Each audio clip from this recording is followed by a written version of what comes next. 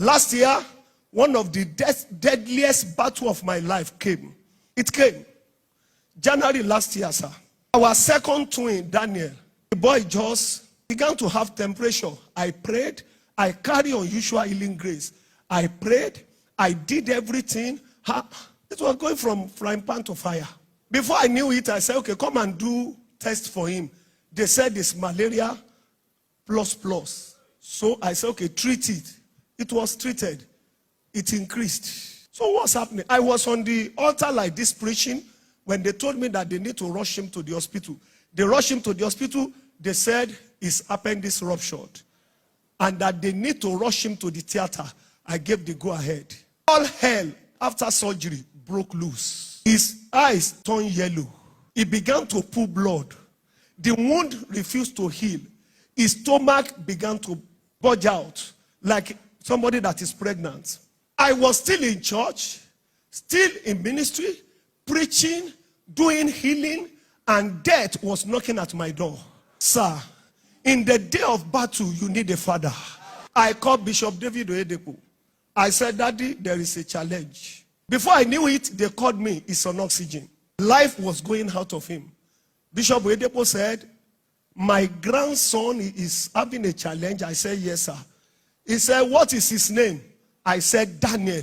He said, that is fine. Daniel is in the lion's den. The lion can't hit him. Even me, the father, I didn't remember that scripture. I was quoting by his stripes, you are healed. Those are the things I was quoting. Those are old men with rod in their hand. Why are you struggling like this in ministry? Who is speaking over the work? Who is the oracle? Who is proclaiming over the work? I called Pastor Matthew Washimolo. His own is the worst. He said, Pastor K, you can't bury my grandchild. I said, yes, sir. I just called you to know that he's on oxygen. That's why I called. He said, Labrakoshis, Lebrakata. Pastor Korede, I said, sir, don't pray about him. Don't do anything about him. Go and be doing ministry and be enjoying your life. As I open my mouth to pray now, God just showed me his wedding date. You are there? I said, sir, I'm not saying you didn't see his wedding day.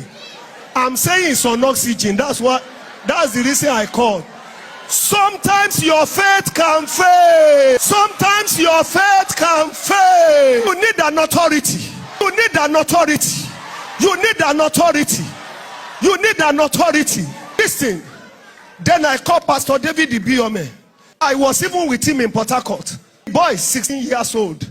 I took 16 million naira. I stood before Pastor Ibiome. I said 1 million redemption per year.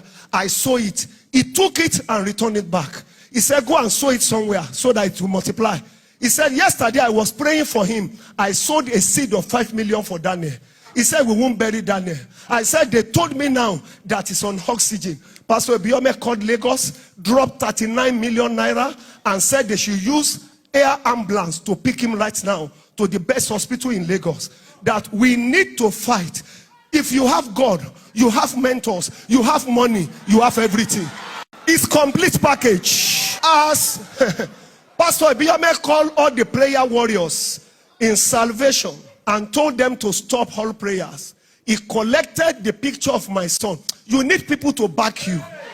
And gave it to all the prayer warriors. That if Komaya's child die, I will have sorrow. It will pain me too. They stopped all prayers in Salvation Ministry Port Harcourt headquarters.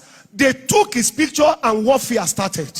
As the air ambulance took my son, it was between heaven and earth. They were to give him an injection in the hospital in Warri so that he won't die between taking him from Warri to Lagos. Somehow, as they were about to enter the plane with Dr. B, Pastor Evan's wife, they forgot to give him the injection. As they forgot to give him, and they were trying to remember, the hospital in Warri called.